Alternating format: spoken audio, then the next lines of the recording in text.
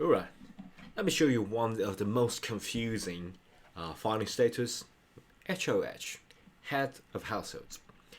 And you might think, well, why does even this exist? Because it seems that all this filing status, all this classification is already covering all the scenario. Why choose this? And what kind of scenario, what kind of status does head of households, cover?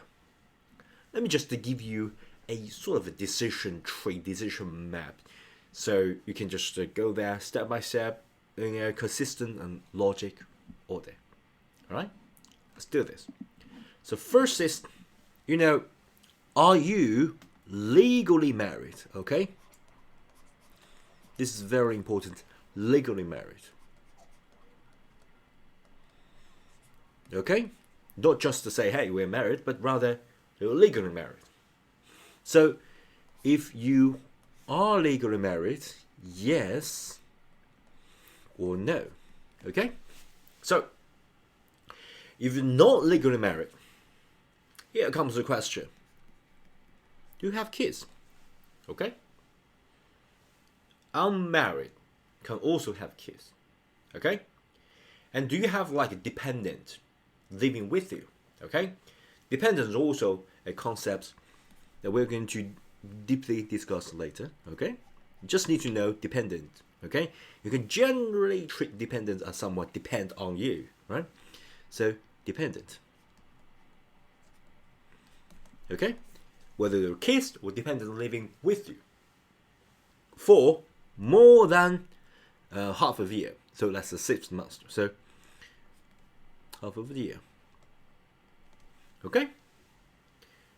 Do you have kids or dependent that live with you for more than half of the year? If the answer is yes, that means you can file as the head of the household. So since I don't got a lot of space here, I'm just using HOH.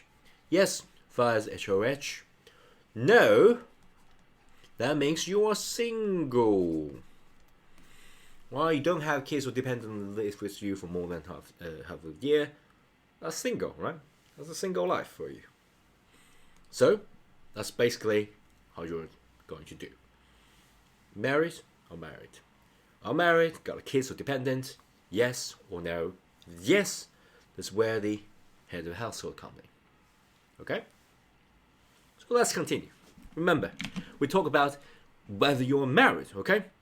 So, if you are married, that means that you're legally married, then here comes to another question. What about your spouse, okay? So spouse.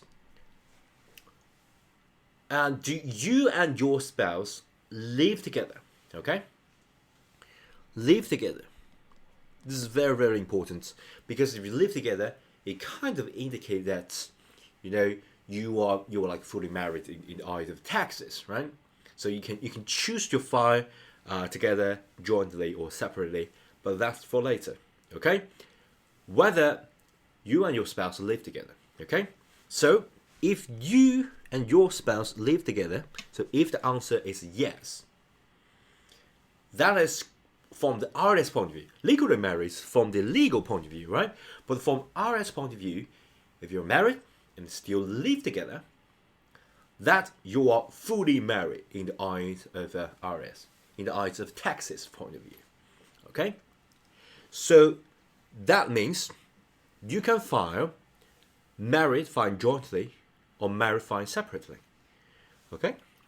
So that means if you live together, you can use, since I got like not a lot of space, I'm going to use this abbreviation here. Married filed jointly or married but filed separately. Okay? But here is the thing. You can't file as the house of head of household. This not an option. Okay, I'm going to cross it out for you. Right? So here's the thing. What about your answer is no? What about already married, legally married, but do not live together. Okay? So basically, the IRS sort of checks whether your marriage is like a broken, and like legally broken or practically broken. Okay? So remember, we talk about kids independent. The criteria is like past 6 months, more than 6 months live with you, right? The same goes for the marriage. So, did you live apart, live separately for the last 6 months of the year? Okay? So, if it's not the case, you're still going to use the 6 months criteria. 6 month criteria. If you live apart, I'm going to say apart, right? Apart. So if it's yes, that means you and your spouse live apart for the last 6 months. Then there are following steps. But what about it's no? If it's no, that means you're still married. So go back to here. Okay? Since even though, you like you and your spouse like do not live together, but it's not like apart for a pretty long time, like more than for the last 6 months of the year, right? So you know what? You still treat it as a marriage, right? So basically, the HOH, the head of household, is not allowed. Let's continue, right? What about you consider unmarried? Okay? So, let me show you. So, if you are considered unmarried, remember we talk about whether we got kids or dependents. So this is like a really tricky one. If you live apart for the past 6 months, then you're also going to consider whether you have kids or dependent, right? Kids or dependent. Do you have a kid or dependent who live with you for more than half the year? Okay?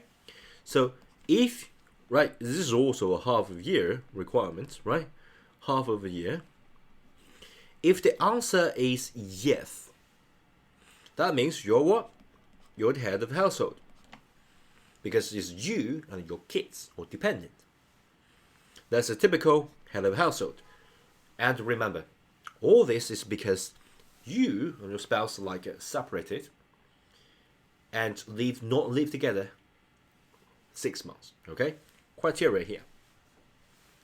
And if the answer is no, what about that? You and your spouse do not live together, right? And you do not have a kid or dependent who live with you for more than half of the year. You know what? From IRS point of view, that's single. Okay? You're going to file single, not the HOH. So basically, that's the whole process. Whether you're legally married, okay? And then all sort of decision tree follows.